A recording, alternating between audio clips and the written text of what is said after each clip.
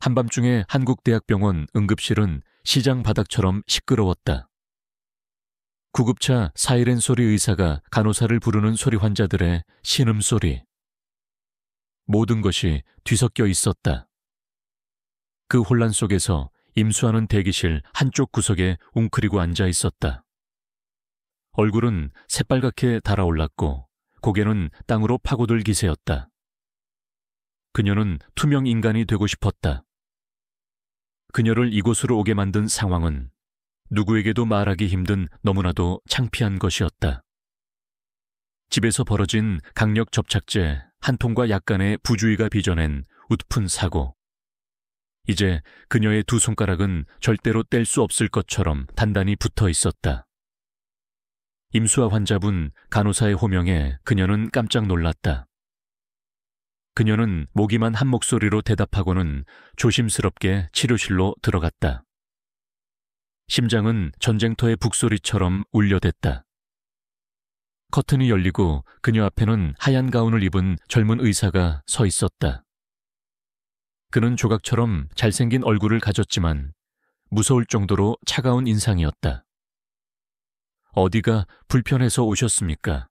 그의 목소리는 낮고 아무런 감정도 실려 있지 않았다. 수아는 차라리 죽어버리고 싶은 심정이었다.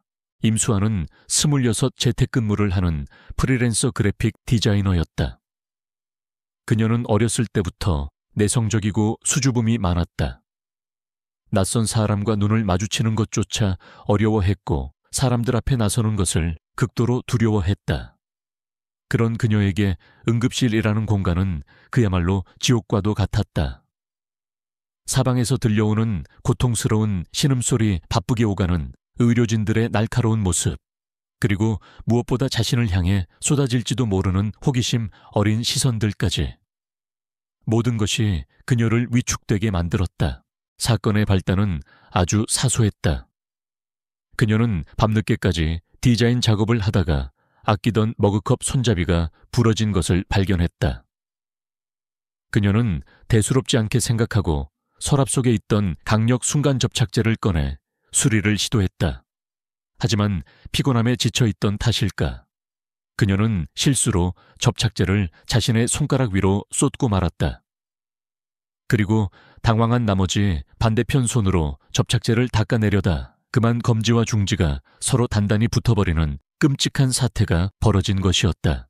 그녀는 비명을 질렀다. 인터넷에서 찾아본 온갖 민간요법, 예를 들어 따뜻한 물에 손을 담그거나 아세톤을 이용하는 방법 등을 모두 동원해 보았지만 두 손가락은 마치 한 몸이라도 된 것처럼 꿈쩍도 하지 않았다. 시간은 점점 흘러갔고 그녀의 손가락은 빨갛게 부어오르며 통증까지 느껴지기 시작했다. 결국 그녀는 울며 겨자 먹기로 이 창피함을 무릅쓰고 한밤중에 응급실을 찾을 수밖에 없었던 것이다. 저기 손가락이 붙었어요. 수아는 개미만 한 목소리로 자신의 증상을 설명했다. 그녀는 차마 고개를 들어 의사의 얼굴을 쳐다볼 용기도 나지 않았다. 그녀를 담당하게 된 의사는 바로 이 병원 응급의학과 레지던트 3년차 강태윤이었다. 그는 뛰어난 실력과 냉철한 판단력으로 동료들 사이에서도 인정받는 에이스였지만 동시에 환자들에게는 너무나 차갑고 무뚝뚝하기로 소문난 인물이기도 했다.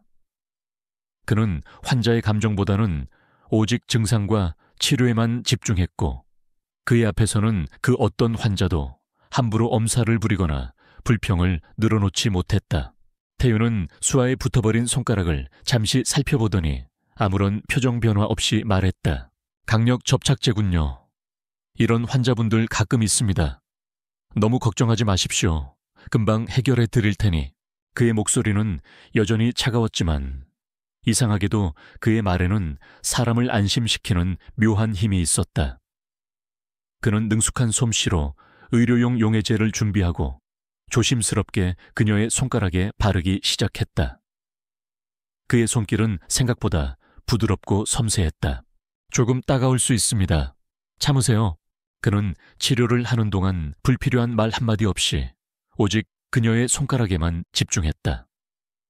수아는 그런 그의 모습에서 차가움보다는 오히려 깊은 프로페셔널함과 책임감을 느꼈다.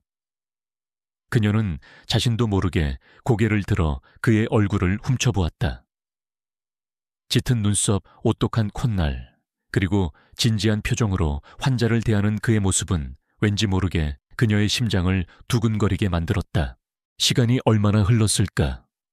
마침내 그녀의 두 손가락이 조금씩 분리되기 시작했다. 다 됐습니다. 이제 손가락을 움직여 보세요. 수아는 조심스럽게 손가락을 움직여 보았다. 다행히 별다른 이상은 없어 보였다. 그녀는 안도의 한숨을 내쉬며 그에게 진심으로 감사의 인사를 전했다. 정말 감사합니다, 선생님. 제가 너무 어리석은 실수를 해서 괜찮습니다. 앞으로는 조심하시면 됩니다. 그리고 상처 부위에 감염 위험이 있으니 며칠 동안은 물이 닿지 않도록 조심하시고 제가 처방해드리는 연고를 꾸준히 바르도록 하세요. 며칠 뒤에 다시 한번 병원에 들러서 상태를 확인하는 것이 좋겠습니다. 그는 끝까지 사무적이고 무뚝뚝한 말투였지만 그의 말 속에는 환자에 대한 세심한 배려가 담겨 있었다.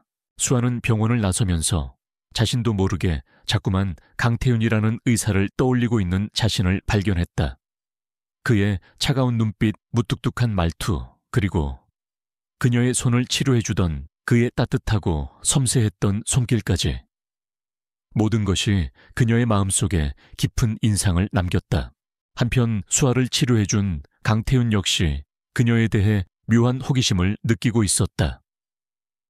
그는 수많은 환자들을 겪어봤지만 그녀처럼 수줍음 많고 순수한 영혼을 가진 사람은 처음이었다.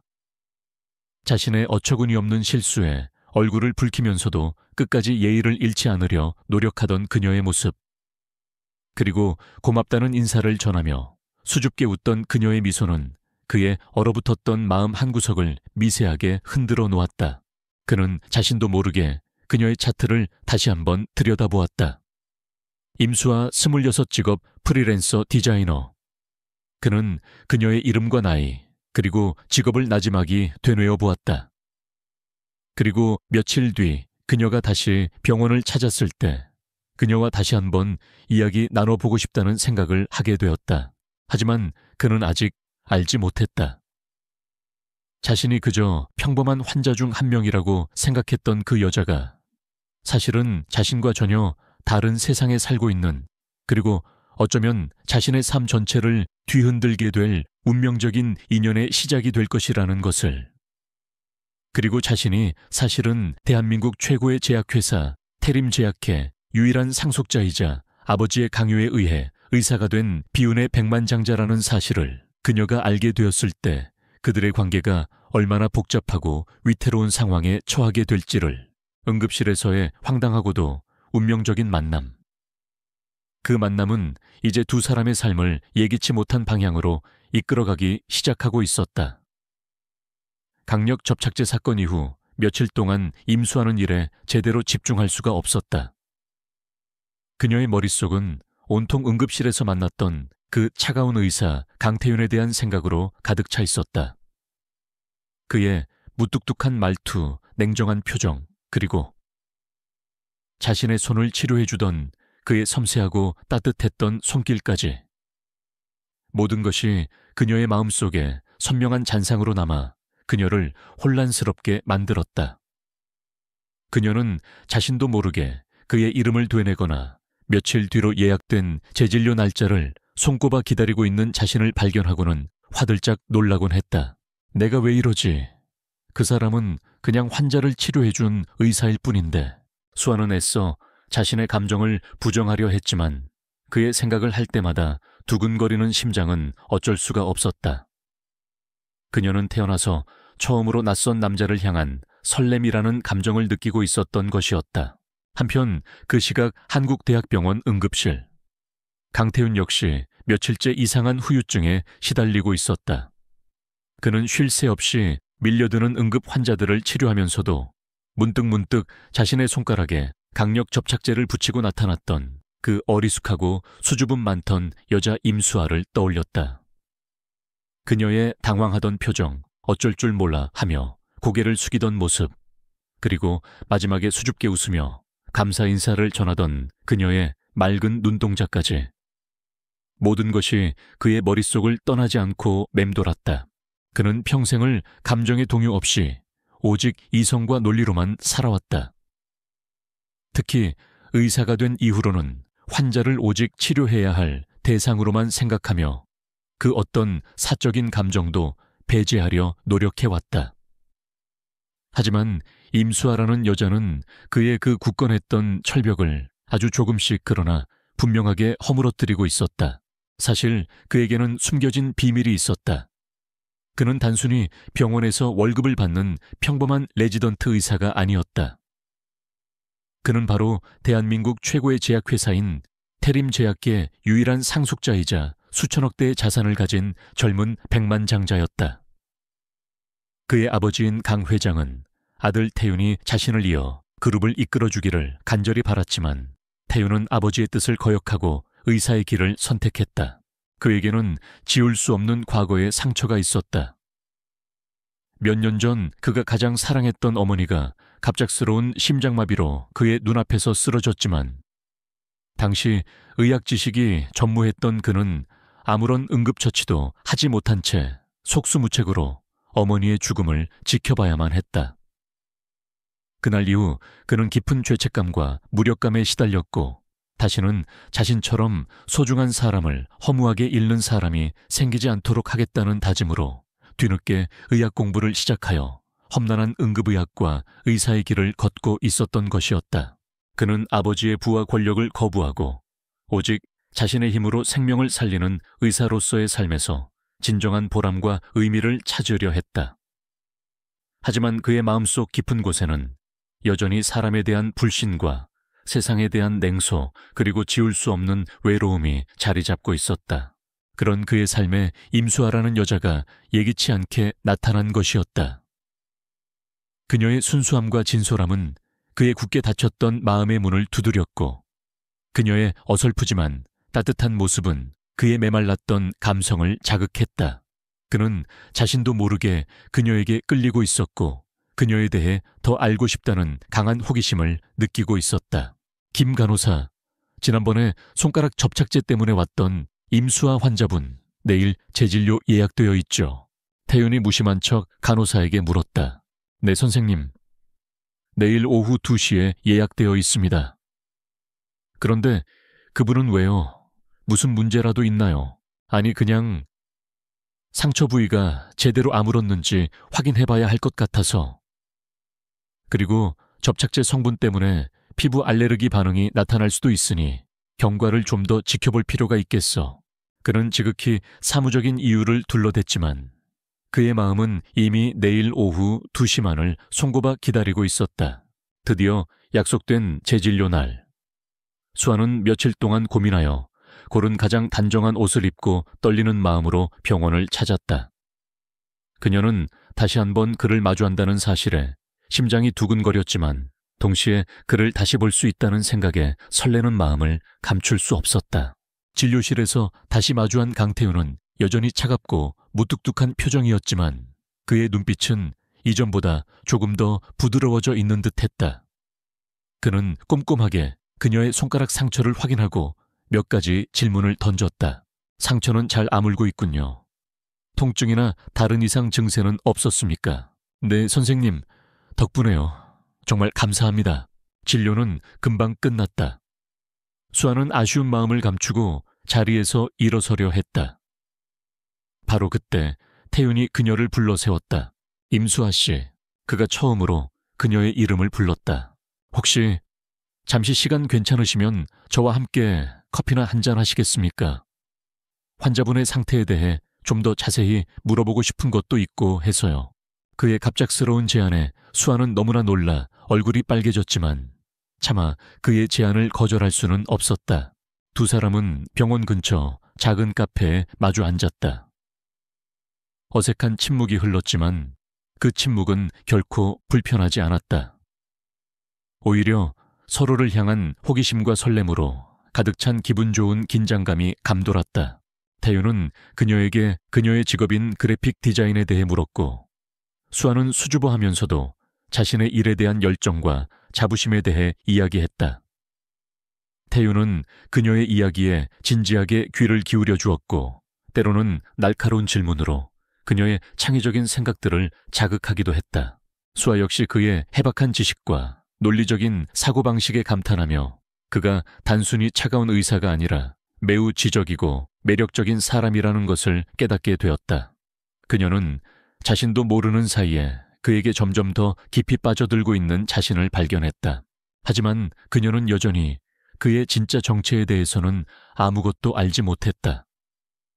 그녀에게 그는 그저 조금은 특별한 친절한 의사일 뿐이었다. 그리고 그는 아직 자신의 모든 것을 그녀에게 드러낼 준비가 되어 있지 않았다.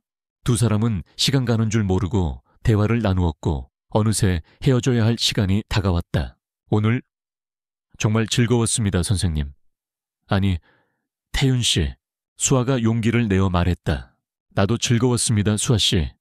앞으로도 가끔 이렇게 만나서 이야기 나눌 수 있었으면 좋겠군요. 그의 말에 수아의 얼굴에 환한 미소가 떠올랐다. 두 사람은 다음 만남을 약속하고 헤어졌다. 그들의 등 뒤로 서울의 밤거리가 아름답게 빛나고 있었다. 하얀 가운 뒤에 숨겨진 백만장자의 비밀. 그리고 그 비밀을 모른 채 싹트기 시작한 순수한 사랑. 그들의 아슬아슬하고도 설레는 이야기는 이제 막 본격적인 시작을 알리고 있었다. 병원 카페에서의 두 번째 만남 이후 강태윤과 임수아의 관계는 급속도로 가까워졌다.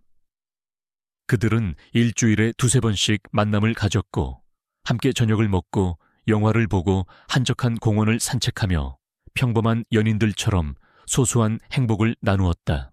강태윤은 태어나서 처음으로 자신의 배경이나 지위가 아닌 의사 강태윤이라는 한 명의 인간으로서 누군가와 진정한 교감을 나누고 있었다.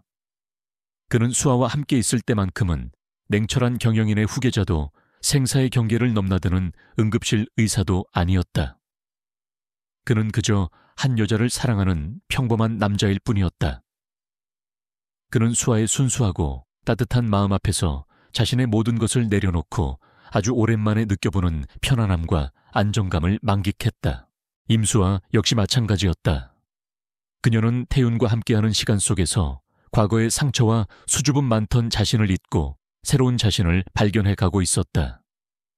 그는 그녀의 이야기에 귀를 기울여 주었고 그녀의 작은 꿈들을 응원해 주었으며 그녀가 가진 재능을 세상 누구보다도 먼저 알아봐 준 사람이었다.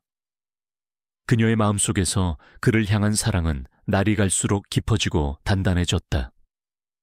그녀는 이 사랑이 영원하기를, 그리고 이 행복이 깨지지 않기를 간절히 바랐다.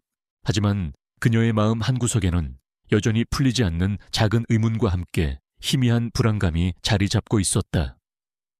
강태윤. 그는 분명 평범한 레지던트 의사라고 하기에는 어딘가 모르게 특별하고 다른 구석이 많았다. 그는 항상 최고급 레스토랑에 가장 좋은 자리를 예약했고 그녀가 무심코 예쁘다고 말했던 고가의 목걸이를 다음날 바로 선물하기도 했다. 그가 타고 다니는 차는 웬만한 중소기업 사장도 타기 힘든 최고급 외제차였고 그가 입는 옷이나 시계 역시 평범한 의사의 것이라고는 믿기 어려울 만큼 고가의 명품들이었다. 태윤 씨, 혹시 집이 좀 잘 사는 편이에요? 어느 날 수아가 조심스럽게 물었다. 태윤은 잠시 당황한 듯했지만 이내 능청스럽게 웃으며 대답했다. 아, 우리 아버지가 작은 병원을 하나 운영하고 계셔서요. 그래서 제가 좀 철없이 자랐습니다. 혹시 내 이런 모습이 수아 씨에게 부담을 주는 건 아니죠? 그의 대답은 그럴듯했지만 수아는 어딘지 모르게 석연치 않음을 느꼈다. 그의 아버지가 운영한다는 작은 병원이 혹시 대한민국 최고의 제약회사인 태림제약과 관련된 것은 아닐까 하는 합리적인 의심이 그녀의 머릿속을 스쳐 지나갔지만 그녀는 애써 그 생각을 지우려 했다. 그녀는 그를 믿고 싶었고 그들의 사랑을 의심하고 싶지 않았다. 그러던 어느 날 두 사람이 함께 미술관 데이트를 즐기고 있을 때였다. 그들 앞에 한 무리의 사람들이 나타났고 그들은 태윤을 발견하자마자 깍듯하게 허리를 숙이며 인사를 건넸다. 강태윤 이사님, 이런 곳에서 뵙게 될 줄은 몰랐습니다. 아버님이신 강 회장님께서는 잘 계시지요? 이사님 회장님. 수아는 자신의 귀를 의심했다. 태윤은 당황한 기색을 감추지 못하며 황급히 그들을 데리고 다른 곳으로 자리를 피했다. 누구세요? 저 사람들은. 그리고 이사님이라뇨? 이게 다 어떻게 된 거예요, 태윤 씨? 수아는 불안한 눈빛으로 그에게 물었다. 아, 그게 우리 아버지 병원의 이사님들이십니다. 내가 아버지의 아들이라서 그냥 예의상 그렇게 부르는 것뿐이에요. 신경 쓰지 말아요. 그는 애써 변명했지만 수아는 그의 말이 거짓이라는 것을 직감할 수 있었다. 그들의 눈빛과 태도는 결코 평범한 병원 의사들이 병원장 아들을 대하는 태도가 아니었다.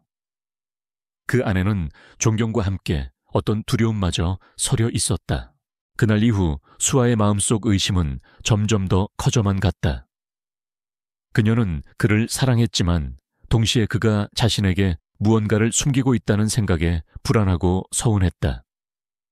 그녀는 그와 자신 사이에 보이지 않는 거대한 벽이 존재한다는 것을 느끼기 시작했다. 며칠 후 수아의 생일이 다가왔다. 태윤은 그녀를 위해 아주 특별한 이벤트를 준비했다. 그는 서울 시내가 한눈에 내려다보이는 최고급 호텔의 스카이 라운지를 통째로 빌렸고 오직 두 사람만을 위한 로맨틱한 저녁 식사를 마련했다. 레스토랑 안은 수천 송이의 아름다운 장미꽃과 촛불로 장식되어 있었고 감미로운 재즈 선율이 흐르고 있었다. 수아는 그의 정성에 감동했지만 동시에 이런 과분한 호사가 자신에게는 어울리지 않는다고 생각하며 왠지 모르게 마음이 불편했다. 태윤 씨, 고마워요. 하지만 나는 이런 화려한 것보다는 그냥 당신과 함께 작은 공원을 산책하거나 떡볶이를 먹는 것이 더 좋아요. 알아요, 수아 씨. 하지만 오늘은 당신이 세상에서 가장 특별한 사람이니까. 오늘만큼은 당신에게 최고의 것을 선물해주고 싶었어요. 두 사람은 로맨틱한 분위기 속에서 식사를 했고 태윤은 미리 준비해둔 다이아몬드 목걸이를 그녀에게 선물했다. 그리고 그는 마침내 그녀에게 모든 것을 고백하기로 결심했다. 수아 씨, 내가 오늘 당신에게 꼭 해야 할 이야기가 있어요. 그가 진지한 표정으로 입을 열려는 순간이었다. 레스토랑 안으로 한 무리의 기자들이 갑자기 들이닥쳤다. 그들은 마치 약속이라도 한 듯 태윤과 수아를 향해 무차별적으로 카메라 플래시를 터뜨리기 시작했다. 강태윤 회장님, 옆에 계신 분은 누구십니까? 태림 제약의 후계자께서 평범한 여성과 비밀 연애를 하고 있다는 소문이 사실입니까? 두 분 결혼까지 생각하고 계신 건가요? 기자들의 질문 공세의 수아는 너무나 놀라 아무 말도 하지 못하고 그 자리에 얼어붙었고 태윤은 분노에 찬 눈빛으로 기자들을 노려보았다. 이 모든 것은 분명 누군가가 의도적으로 꾸민 함정이었다. 바로 그때 레스토랑 입구에서 차갑고 도도한 목소리가 들려왔다. 어머, 이게 다 무슨 소란이죠. 우리 태윤 씨, 나를 두고 다른 여자와 바람이라도 피우고 있었던 건가요? 모든 사람들의 시선이 소리가 들려온 곳으로 향했다. 그곳에는 대한민국 최고의 여배우이자 태림 제약의 공식 광고 모델인 이혜린이 서 있었다. 그녀는 태윤의 오랜 친구이자 공공연하게 그에 대한 마음을 표현해왔던 여자였다. 그리고 그녀는 바로 강태윤의 아버지가 아들의 배필로 점 찍어둔 상대이기도 했다. 상황은 최악으로 치닫고 있었다. 수아의 마음속에 피어오르던 작은 희망의 불씨가 차가운 현실의 벽 앞에서 꺼져가려 하고 있었다. 과연 두 사람은 이 위기를 어떻게 극복하고 서로의 사랑을 지켜낼 수 있을까? 심장이 뛰기 시작한 순간부터 어쩌면 그들의 시련은 이미 예고되어 있었는지도 모른다. 어머, 이게 다 무슨 소란이죠? 우리 태윤 씨, 나를 두고 다른 여자와 바람이라도 피우고 있었던 건가요? 이혜린의 차갑고 도도한 목소리가 레스토랑 전체에 울려 퍼지는 순간 임수아의 세상은 산산조각 나는 듯했다. 쏟아지는 카메라 플래시 기자들의 무자비한 질문 공세, 그리고 눈앞에 나타난 대한민국 최고의 여배우. 모든 것이 한편의 끔찍한 악몽과도 같았다. 그녀는 너무나 큰 충격과 혼란에 휩싸여 아무런 생각도 할 수 없었고 그저 그 자리에서 도망치고 싶다는 생각뿐이었다. 강태윤은 이 모든 것이 자신을 올가매려는 아버지와 이혜린 측의 치밀한 계략이라는 것을 직감했다. 그는 분노에 찬 눈빛으로 이혜린을 쏘아보았지만 그녀는 오히려 여유로운 미소를 지으며 그에게 다가왔다. 태윤 씨, 너무 놀란 표정 짓지 말아요. 내가 당신의 진짜 연인이 누군지 세상에 알려주러 온 것뿐이니까. 그렇죠. 이혜린은 마치 승리자처럼 당당하게 행동했고 기자들은 더욱더 흥분하여 셔터를 눌러댔다. 강태윤 회장님, 이혜린 씨의 말이 사실입니까? 두 분이 정말 연인 관계였던 겁니까? 그렇다면 저 여성분은 대체 누구입니까? 상황은 최악으로 치닫고 있었다.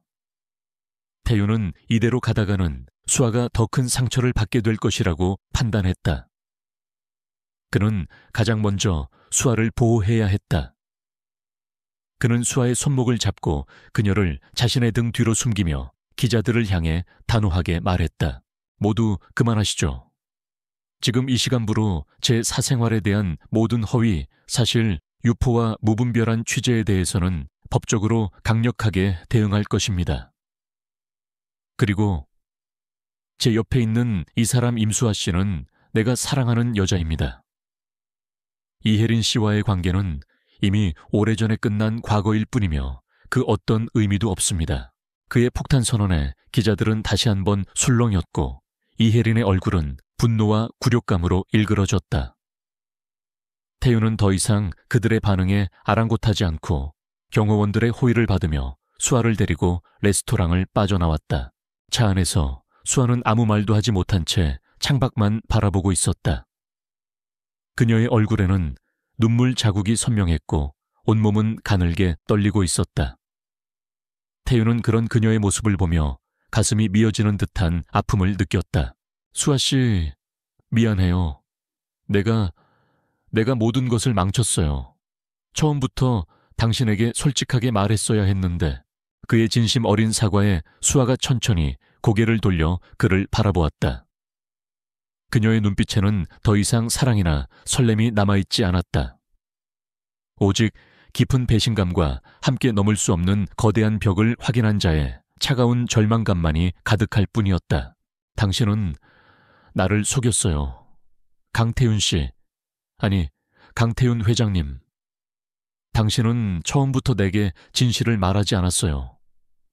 당신에게 나는 그저 잠시 가지고 노는 재미있는 장난감에 불과했던 건가요? 아니에요. 절대 그렇지 않아요. 나는 정말 당신을 그만하세요. 더 이상 당신의 어떤 변명도 듣고 싶지 않아요. 우리는 사는 세상이 너무 달라요. 나는 당신 같은 사람과 어울릴 자격이 없는 사람이에요. 부디 나를 제자리로 돌려보내주세요. 나의 그 초라하고 평범했던 세상으로요. 그녀의 목소리는 차갑고 단호했다. 태윤은 그녀의 마음이 이미 돌아섰다는 것을 느끼고 절망감에 휩싸였지만 이대로 그녀를 포기할 수는 없었다. 그는 수아를 그녀의 집 앞까지 데려다 주었다. 그리고 그녀가 차에서 내리기 전 그녀의 손을 잡고 애원했다. 제발 생각할 시간을 좀 줘요, 수아 씨. 내가 모든 것을 바로잡을게요. 당신에 대한 내 마음이 진심이라는 것을 반드시 증명해 보일게요. 그러니까 나를 완전히 버리지는 말아줘요. 수아는 아무런 대답도 없이 그의 손을 뿌리치고 채에서 내렸다. 그리고는 단 한 번도 뒤돌아보지 않은 채 자신의 낡고 허름한 반지하 방으로 들어가 버렸다. 그날 이후 수아는 모든 연락을 끊고 잠적해버렸다. 그녀는 병원에도 나가지 않았고 휴대폰도 꺼놓은 채 방 안에 틀어박혀 며칠 동안 식음을 전폐했다. 그녀의 마음은 갈기갈기 찢어져 있었고 세상을 향한 모든 희망과 믿음을 잃어버린 듯했다. 태윤 역시 마찬가지였다. 그는 회사 일도 제대로 손에 잡히지 않았고 매일같이 술로 밤을 지새우며 괴로워했다. 그는 수아를 잃을지도 모른다는 두려움에 미칠 것 같았다. 그는 자신의 어리석음과 비겁함을 자책하며 어떻게든 그녀의 마음을 되돌릴 방법을 찾으려 애썼다. 그는 가장 먼저 아버지인 강 회장을 찾아가 자신의 뜻을 분명히 밝혔다. 아버지, 저는 이혜린 씨와 절대 결혼하지 않을 겁니다. 제 마음속에는 오직 임수아라는 여자뿐입니다. 만약 아버님께서 계속해서 저희 관계를 반대하신다면 저는 태림 제약의 후계자 자리뿐만 아니라 아버지와의 인연까지도 모두 끊어버릴 각오가 되어 있습니다. 그의 단호한 선언에 강 회장은 큰 충격을 받았지만 아들의 진심을 확인하고는 결국 한 발 물러설 수밖에 없었다. 그는 아들을 이길 수 없다는 것을, 그리고 아들의 행복을 진심으로 바란다는 것을 깨달은 것이었다. 가족들의 반대라는 가장 큰 산을 넘은 후 태유는 이제 수아의 마음을 되돌리는 일에만 집중하기 시작했다. 그는 그녀가 좋아했던 작은 공원을 매일같이 찾아가 그녀를 기다렸고 그녀의 집 우편함에 매일같이 자신의 진심을 담은 손편지를 남겨두었다. 편지에는 그녀를 처음 만났던 그날 밤의 설렘부터 시작하여 함께했던 모든 시간 동안 느꼈던 행복과 사랑, 그리고 그녀를 속일 수밖에 없었던 자신의 아픈 과거와 진심 어린 사과가 담겨 있었다. 시간이 흐를수록 수아의 마음도 조금씩 흔들리기 시작했다. 그녀는 그를 증오했지만 동시에 그를 너무나도 그리워하고 있었다. 그녀는 문틈으로 자신을 기다리는 그의 수척해진 모습을 훔쳐보며 가슴 아파했고 그가 남기고 간 편지를 읽으며 밤새도록 눈물을 흘렸다. 마침내 그녀는 용기를 내어 문을 열고 그를 마주하기로 결심했다. 그녀는 그에게 마지막으로 한 번만 더 기회를 주기로 한 것이었다. 태윤 씨, 정말 나를 사랑하는 건가요? 나 같은 평범한 여자를 정말로요. 네, 수아 씨. 나는 당신을 사랑합니다. 세상 그 무엇과도 바꿀 수 없을 만큼. 당신은 나에게 평범한 여자가 아니라 내 삶의 전부이자 유일한 기적입니다. 두 사람은 서로를 마주보며 뜨거운 눈물을 흘렸다. 그들의 눈물 속에는 지난 시간의 모든 오해와 아픔, 그리고 서로를 향한 변함없는 사랑과 용서가 담겨 있었다. 의사 혹은 왕자님, 그 어떤 모습의 그이든 수아는 그를 사랑했다. 그리고 그는 그녀의 모든 것을 사랑했다. 그들의 사랑 앞에서는 더 이상 어떤 현실의 벽도, 어떤 사회적 편견도 장애물이 될 수 없었다. 그들은 마침내 서로의 진정한 모습을 발견하고 받아들이고 사랑하게 된 것이었다. 서울역에서의 눈물의 재회 이후 강태윤과 임수아의 사랑은 더욱 단단해졌지만 그들 앞에는 여전히 녹록지 않은 현실의 벽이 가로놓여 있었다. 강태윤의 아버지 강 회장은 아들의 강경한 태도에 마지못해 두 사람의 관계를 인정하는 듯했지만 여전히 못마땅한 시선을 거두지 않았고 세상은 여전히 그들의 관계를 호기심과 편견 어린 시선으로 바라보고 있었다. 특히 임수아는 갑작스러운 환경의 변화와 사람들의 지나친 관심에 힘들어했다. 그녀는 더 이상 평범한 프리랜서 디자이너가 아니었다. 그녀는 대한민국 최고의 제약회사 후계자의 연인이라는 꼬리표를 달고 살아야 했고 그녀의 일거수일투족은 가십기사에 좋은 먹잇감이 되었다. 그녀는 자신 때문에 태윤의 명예까지 실추되는 것은 아닌지, 그리고 자신이 과연 그의 옆자리에 있을 자격이 있는 것인지에 대한 고민으로 밤잠을 설치는 날이 많았다. 태윤은 그런 수아의 아픔과 불안감을 누구보다도 잘 알고 있었고 그녀가 더 이상 상처받지 않고 당당하게 자신의 삶을 살아갈 수 있도록 돕고 싶었다. 그는 단순히 그녀를 자신의 울타리 안에 가두어 보호하는 대신 그녀가 스스로의 힘으로 자신의 가치를 증명하고 세상의 편견에 맞서 싸울 수 있도록 지원하기로 결심했다. 그는 수아가 뛰어난 재능을 가진 그래픽 디자이너라는 사실을 알고 있었고 그녀의 꿈이 자신만의 작은 디자인 스튜디오를 여는 것이라는 것도 기억하고 있었다. 그는 그녀에게 그녀의 꿈을 이룰 수 있도록 투자자이자 파트너로서 도움을 주겠다고 제안했다. 수아 씨, 당신은 내가 아는 그 어떤 디자이너보다도 뛰어난 재능과 감각을 가지고 있어요. 당신의 그 재능을 더 이상 낡은 자취방 책상 위에서 썩히지 말아요. 당신의 이름으로 당신만의 브랜드를 만들어봐요. 내가 당신의 첫 번째 투자자이자 가장 든든한 파트너가 되어줄게요. 이건 동정이나 자선이 아니에요. 나는 당신의 가능성을 믿고 투자하는 겁니다. 태윤의 진심 어린 제안에 수아는 처음에는 망설였다. 그녀는 더 이상 그에게 어떤 신세도 지고 싶지 않았고 자신의 힘으로 일어서고 싶었다. 하지만 그녀는 동시에 이것이 자신에게 주어진 2번 다시 없을 소중한 기회라는 것을 잘 알고 있었다. 그리고 무엇보다 그와 함께 무언가를 만들어 나간다는 것이 얼마나 설레고 행복한 일일지를 상상하게 되었다.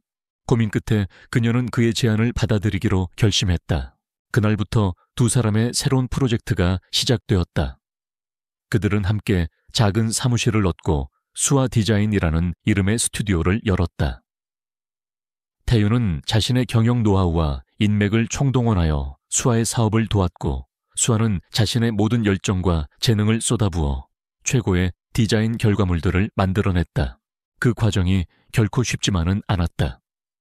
그들은 수없이 많은 밤을 새워가며 함께 일했고 때로는 의견 충돌로 다투기도 했다. 하지만 그들은 그 모든 과정을 통해 서로에 대해 더욱 깊이 이해하게 되었고 단순한 연인을 넘어 서로의 꿈을 응원하고 지지하는 가장 완벽한 파트너가 되어가고 있었다. 수아의 디자인은 독창적이고 감성적인 스타일로 금세 업계의 주목을 받기 시작했다. 그녀의 스튜디오는 작은 규모였지만 실력 하나만큼은 최고라는 입소문이 나면서 대기업들의 러브콜이 쇄도하기 시작했다. 그녀는 더 이상 강태윤의 여자친구가 아니라 실력으로 인정받는 디자이너 임수아로서 자신의 이름을 세상에 알리고 있었다. 그녀의 성공은 강 회장의 마음마저 움직이기 시작했다. 그는 처음에는 며느리감으로 탐탁지 않게 생각했던 수아가 자신의 아들 곁에서 긍정적인 영향을 주며 함께 성장해 나가는 모습을 보고 조금씩 그녀를 인정하고 받아들이기 시작했다. 그는 더 이상 두 사람의 결혼을 반대하지 않았다. 오히려 그는 두 사람이 하루빨리 안정된 가정을 꾸리고 자신에게 예쁜 손주를 안겨주기를 바라는 평범한 아버지가 되어가고 있었다. 모든 것이 제자리를 찾아가고 두 사람의 사랑이 마침내 세상의 모든 편견과 장애물을 이겨냈을 때 태윤은 수에게 다시 한번 청혼했다. 이번에는 화려한 레스토랑이나 값비싼 선물이 아니었다. 그는 그녀와 함께 꾸민 그들의 꿈과 땀, 그리고 사랑이 담긴 작은 스튜디오에서 그녀가 디자인한 반지를 그녀의 손가락에 끼워주며 영원한 사랑을 맹세했다. 수아 씨 나와 결혼해 주시겠습니까? 이제 정말로 나의 아내가 되어주세요. 수아는 뜨거운 눈물을 흘리며 고개를 끄덕였다.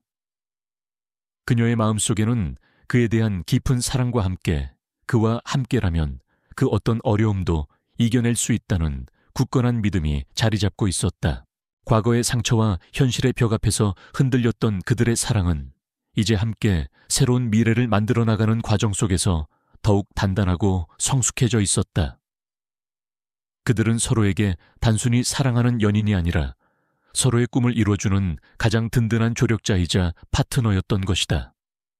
그리고 그들의 아름다운 파트너십은 이제 막 새로운 시작을 알리며 가장 눈부신 결실을 맺을 준비를 하고 있었다.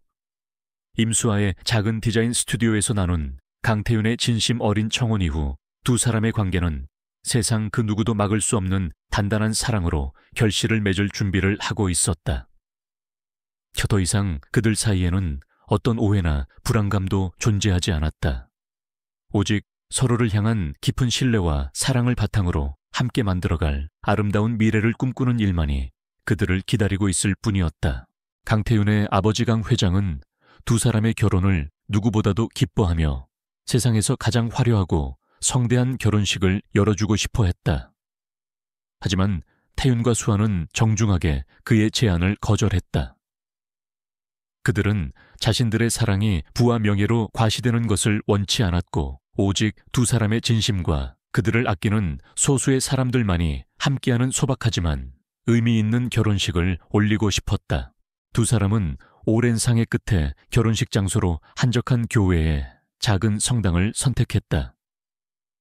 그곳은 화려하지는 않았지만 스테인드 글라스를 통해 쏟아지는 햇살과 은은한 파이프 오르간 선율이 경건하고 아름다운 분위기를 자아내는 그들의 사랑을 맹세하기에 더없이 완벽한 장소였다.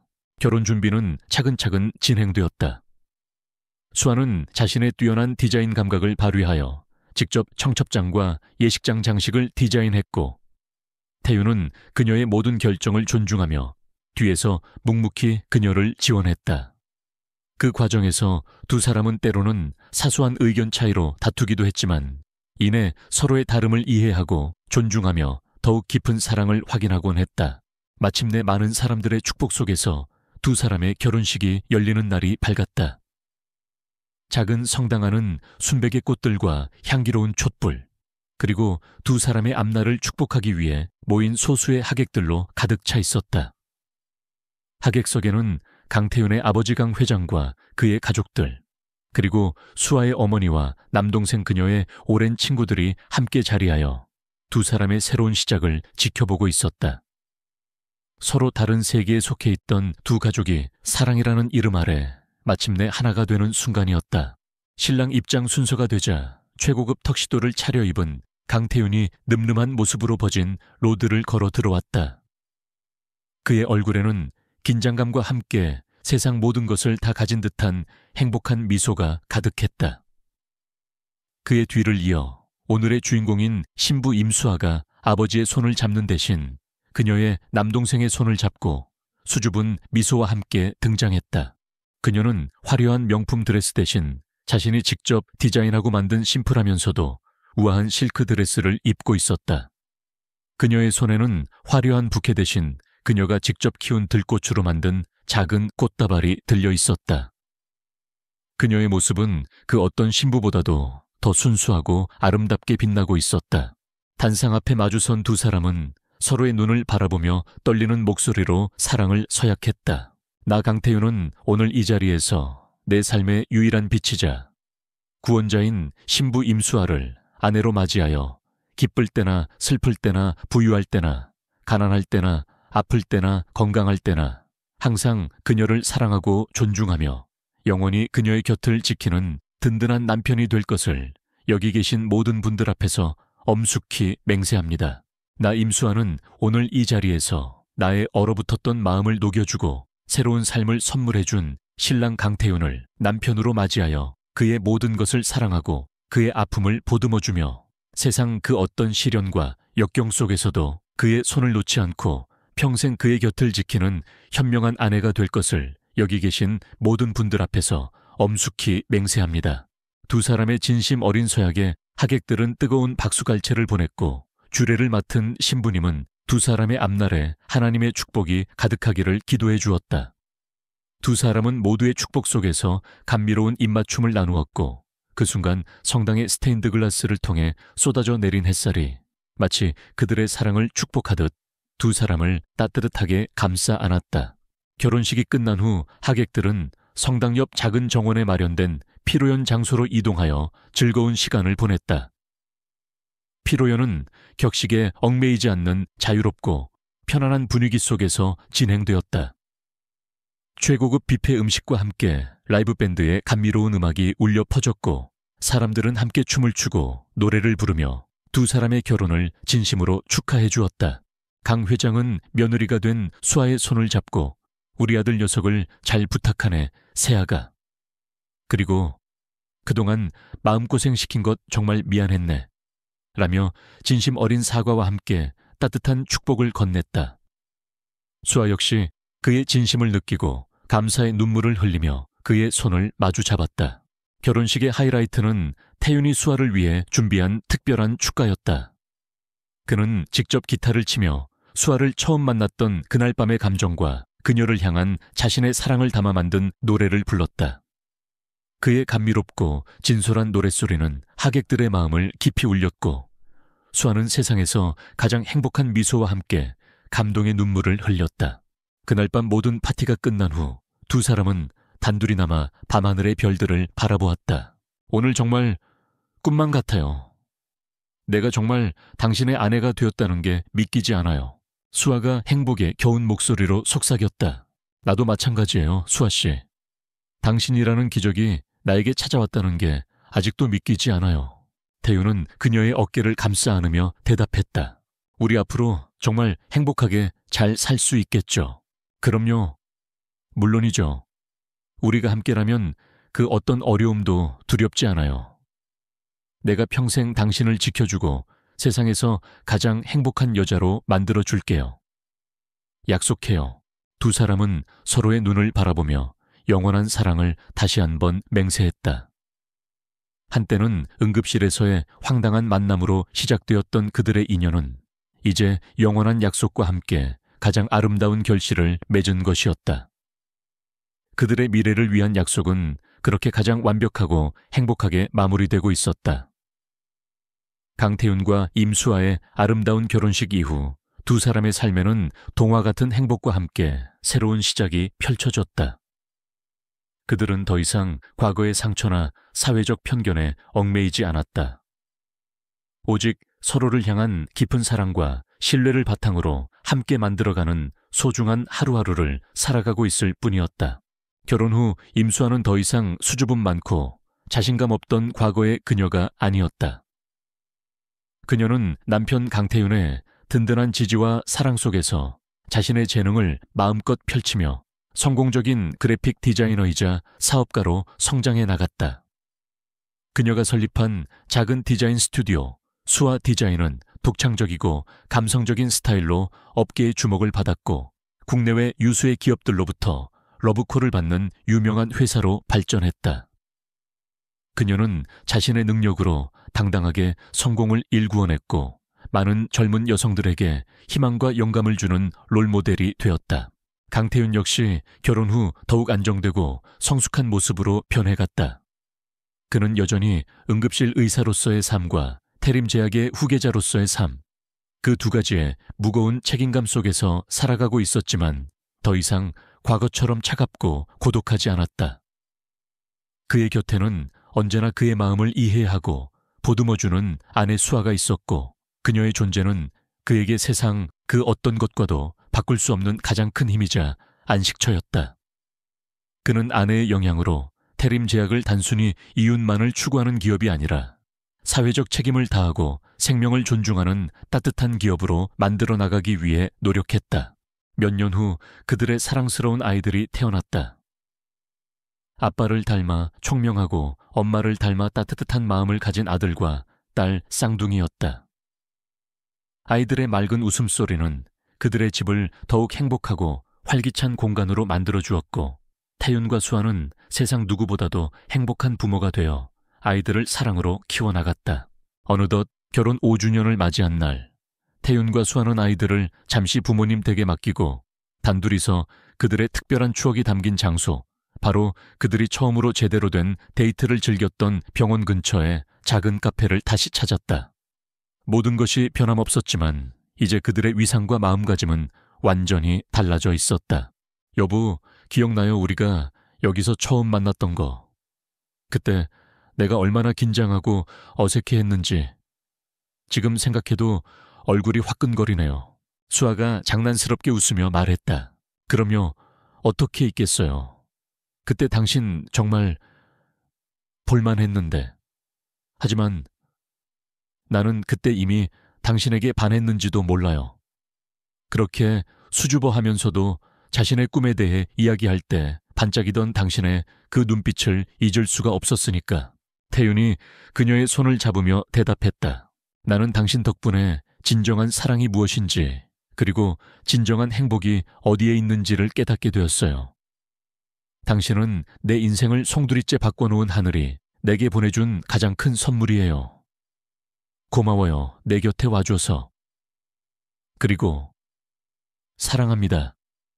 영원히. 나도 사랑해요, 여보. 나의 의사 선생님, 나의 왕자님. 두 사람은 서로를 마주보며 따뜻한 미소를 교환했다.